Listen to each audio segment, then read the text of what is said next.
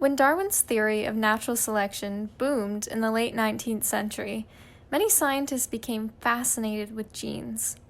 One of these scientists was Francis Galton, the man who would later become responsible for the birth of eugenics. He defined the term as the science of improving inherited stock, not only by judicious matings, but by all the influences which give more suitable strains a better chance. In other words, eugenics is the practice of selecting and promoting desirable gene traits in the human population. Positive eugenics is the practice of encouraging those with desirable characteristics to procreate. Negative eugenics, on the other hand, is the practice of sterilizing or preventing those with undesirable traits from procreating. Eugenics started in the UK but quickly spread to the USA and Germany, the three countries we'll focus on in this video. What started as the fascinating prospect of understanding human genes quickly devolved into an unscientific effort to rid the world of defective people while allowing good traits to prosper, all under the purview of whoever had political power. Galton was convinced that genes could take credit for everything about a person, from their looks to their mental abilities. He felt that the UK ought to be practicing both positive and negative eugenics, and that the way things were at the moment was putting a wrench in social progress. In the UK, Galton's ideas spread like wildfire, and soon British eugenicists, there was a lot, and not just those on the far right, wormed their way into politics.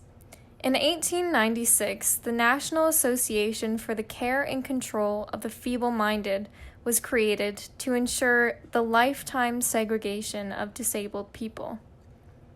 Feeble-mindedness was an important term during this time. Feeble-mindedness, as defined by prominent American eugenicist Henry Goddard, is a state of mental defect from birth or from an early age due to incomplete or abnormal development, in consequence of which the person afflicted is incapable of performing his duties as a member of society in the position of life to which he was born. Intelligence tests such as the Stanford Binet played a part in condemning people as idiots, imbeciles, or morons. These labels were seen as life sentences rather than indications of a person in need of assistance, and it was better, in the eyes of many people, to just simply rid the schools of them. Back in Britain in the early 1900s, psychiatrist Sir James Crichton Browne recommended sterilizing the disabled and feeble-minded, going as far as referring to them as social rubbish. Eugenics continued its popularity in the UK well into the 1940s. In 1931, a bill was passed that allowed compulsory sterilization of specific categories of mental patients. As does everything in Britain eventually, eugenics pushed its way over to the UK's colonies. One of the most prominent American eugenicists was Henry H. Goddard, the guy I mentioned before, who came up with a definition of feeble-mindedness. He was actually obsessed with feeble-mindedness and with expelling the US of it, and this definition was also accompanied by seemingly unrelated aspects such as sexual looseness, crime, and general degeneracy. Is this starting to sound less and less like science? That's because it really isn't. Eugenics also served as a political tool in the US, and 32 states passed eugenic sterilization laws in the 20th century. The infamous Buck v.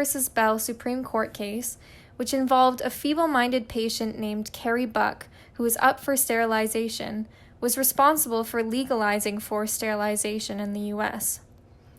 Several facilities were also created during the eugenics era, and the intention was to institutionalize the feeble-minded, which would also prevent them from procreating. Feeble-mindedness was a label often given to poor people, and especially poor women. Goddard said, "These are the people who cannot be taught decent living, and through their ignorance of things, they spread disease, through their person and through their untidy surroundings.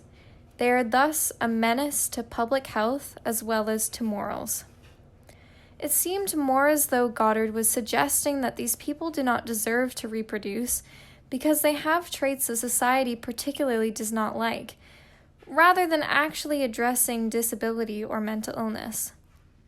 Canada isn't exempt from the eugenics trend either. Sexual sterilization laws were also passed in Alberta and British Columbia.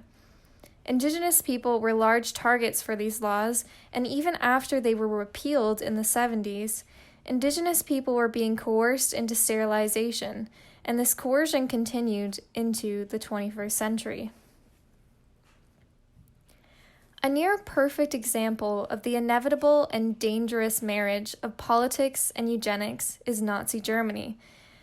German eugenics was particularly concerned with race, with the Holocaust resulting in the death of millions of Jewish people. The German version of eugenics was also concerned with purity and is associated with a certain racial hygiene. Adolf Hitler only borrowed these ideas. The leading figure of eugenics in Germany was Ernst Haeckel, who was a biologist, early Darwinian, and a racist. Haeckel was influential in politics and Nazi thought, disseminating the idea that the Aryan race was superior. Individuality had no place in German eugenics, as eugenics was not for the rights of the individual, but rather for the good of the race. Hitler saw the chaos of the German state after World War I as an illness of the Aryan race, and the cure was eliminating those who threatened its purity. Psychiatric eugenics was also of interest in Germany, and even before World War II, thousands of physically and mentally disabled German people were sterilized. Things only got worse during the Second World War, when psychiatrists would enter concentration camps and ship the mentally disabled inmates to a killing center specifically designed for eliminating mentally defective people. This program, called the T4 program, quoted its policy as involuntary euthanasia. But as David Pilgrim writes in his paper, The Eugenic Legacy in Psychology and Psychiatry, this term misleadingly connotes a benefit to those individuals killed. These psychiatrists felt they were doing justice to these individuals, considering it a form of medical ministry. In the 1930s, research on the etiology of mental disorders produced genetic data on schizophrenia that later led to a long eugenic tradition in psychiatry. Franz Kallmann, a prominent psychiatrist involved in this research on schizophrenia, voiced his concerns about the tainted gene pool of schizophrenia and the detrimental effect he proposed it had on society. Thus, eugenics in Germany was not only focused on eliminating Judaism and homosexuality, but also mental disorders and disabilities.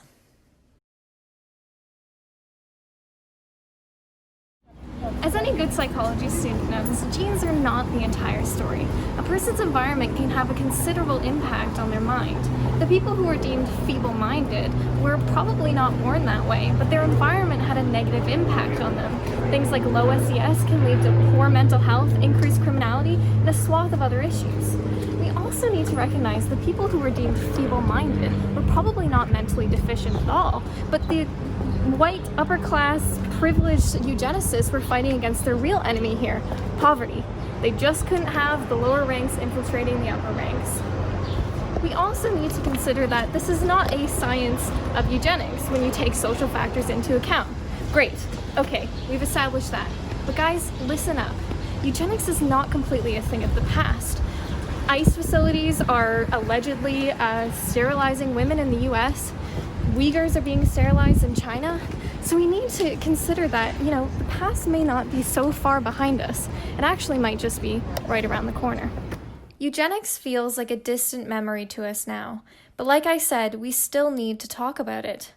Eugenics as a concept has not been completely wiped from the face of the earth, and on an individual level, we may still have some eugenics-like practices, such as arranged marriages. We can still ask questions about using genetic testing for family planning, or whether to give birth to a child you've been told during pregnancy is severely disabled, knowing they will have a poor quality of life. Eugenics is relevant today not only to politicians, but also to the individual, whether we like it or not. The responsibility falls on us to ask these hard questions, learn from the past, and keep science and politics under a critical eye.